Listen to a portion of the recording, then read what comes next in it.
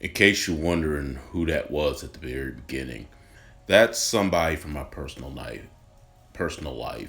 Her name was Donna Ann Gardner, and she passed away this past Wednesday. Died suddenly in her home at age 45, and yeah, I've I've had some trouble because she was definitely a buddy. I mean, she was into the church, into ministry, but one of her things she loved talking, especially to me about, was comic books and certain things. In fact, one of the last discussions I had with her was the plot holes about Avengers Endgame, a film we both liked, but we admitted there was some massive plot holes in it. And ooh, it's gonna be weird looking at that film now. Every time I look at that film, I'm gonna think about our discussions, and you know, hopefully she's up in heaven,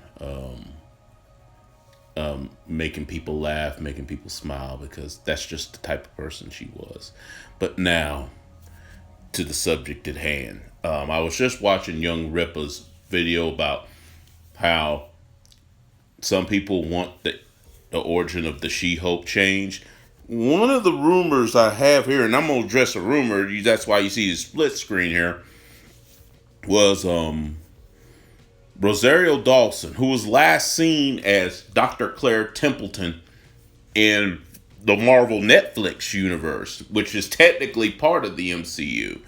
Of course, she was on Daredevil. In fact, I think she was in every show except Punisher. She had made an appearance in every show except Punisher. But now there's rumor that she would be honored to play the She-Hulk, which here's my thing on the changing the origin part. First of all, let me address Young Rippa. Young Rippa, I listened to your video, and for the most part, I agree with you. No, you can change some things, and I don't know if I agree.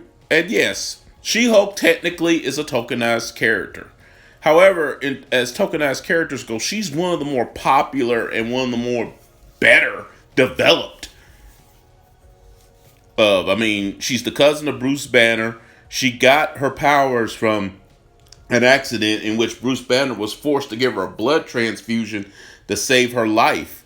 But in doing so, she gained Hulk-like powers, but doesn't have the rage issues. Or at least usually. I mean, they've updated her on and off over the years, but generally speaking, she's in control of herself. Now, if they use Rosario Dawson, the problem would be the obvious. I mean, you got Bruce Banner, this white dude, and then you have Jennifer Walters. I mean, unless they're going to say she was adopted or something, you're going to have issue there.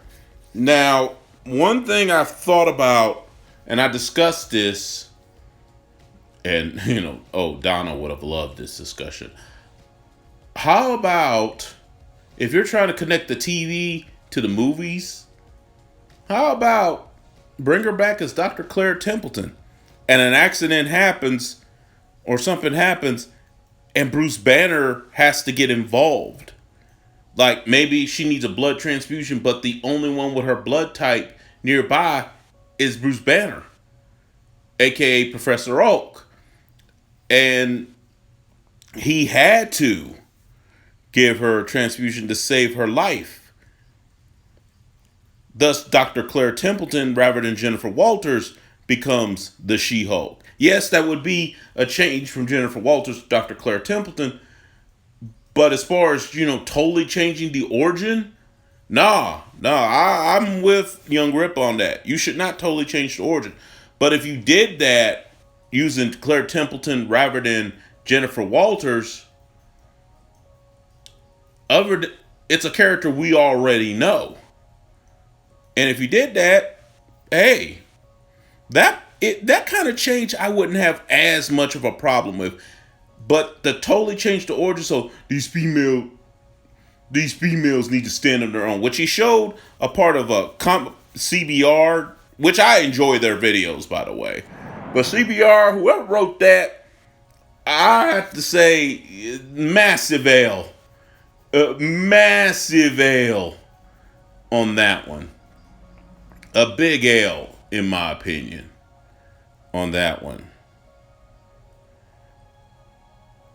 A big L on that one. Because you're saying that they need to stand on their own. Her nickname is She-Hulk. You can't get away from that. Just like they said they did a great job with Captain Marvel. No, they didn't. Captain Marvel was the most average blob film ever. Now, is it the same level as Fan 4 Stick? Nope. But was it this great overall movie? No, it wasn't. It was trash. It was borderline trash. It was definitely a feminist piece. And me and Young Ripper, we disagree as far as stepping on the legacy of Monica Rambeau, but they definitely crapped on the legacy of Captain Marvel, who was originally a dude, but then they made her a female just because. I mean, certain characters you could get away with changing the race or changing the gender. Like Jerry Hogarth in the Marvel Netflix series, like Daredevil, Jessica Jones. Was played by Carrie-Anne Moss when originally it was the dude. Honestly, you can get away with that one because Hogarth was not that interesting in the comics. Whereas Carrie-Anne Moss's version was very interesting. So that one you get away with. But a major character like that, no. And then he complained about Ant-Man and Wasp being tied together. They're the Ant-Man and Wasp. She's already a strong character. She doesn't really need to stand on her own. She's a strong character. And plus, they missed the boat, in my opinion, having the first solo female MCU film.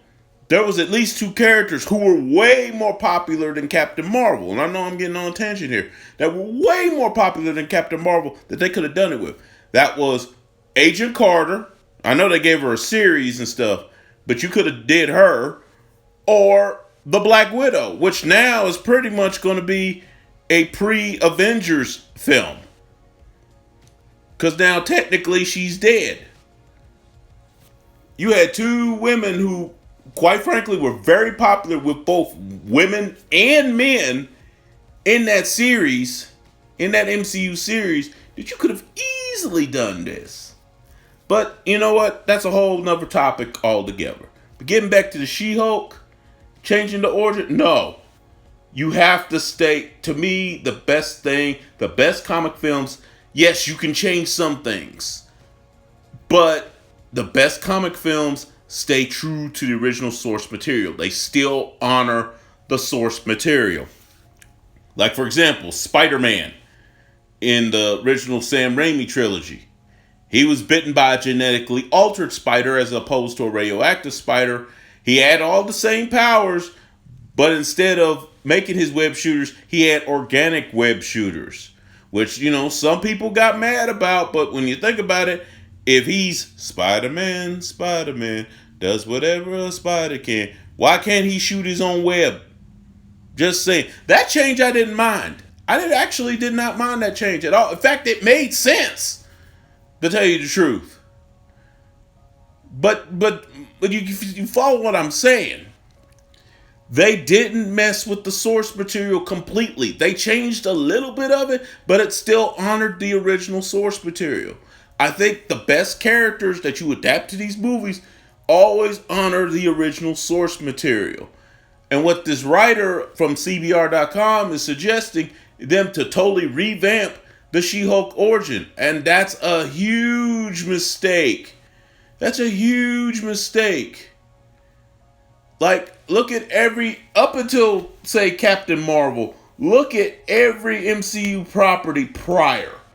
Iron Man, the Hulk, Captain America, Ant-Man, Guardians of the Galaxy, even the Netflix shows, Daredevil, Luke Cage, even Iron Fist, even the Punisher, even Jessica Jones, they changed a few things, but they all honored the source material. That's why, to various degrees, they were like, meh, to very good. But one thing they did, regardless of quality, they all honored the source material. I think doing that to She-Hulk, totally revamping her origin, would be a huge mistake because you can't really have She-Hulk without the Incredible Hulk involved somehow. You can't do that. Now, the whole thing with Rosario Dawson playing Jen Walters, I just think that would be the only thing I would consider changing. I think it would be cool to have Dr. Cook, and she's already in the medical field. So that would almost be a natural. But that's pretty much my opinion on this. Tell me what you think down in the comment section below, and like I said, I dedicate this video because this is the type of discussion me and her would have had if she was still here. This video is dedicated to my friends. Some people even said she was almost the female version of me. Rest in peace, Donna.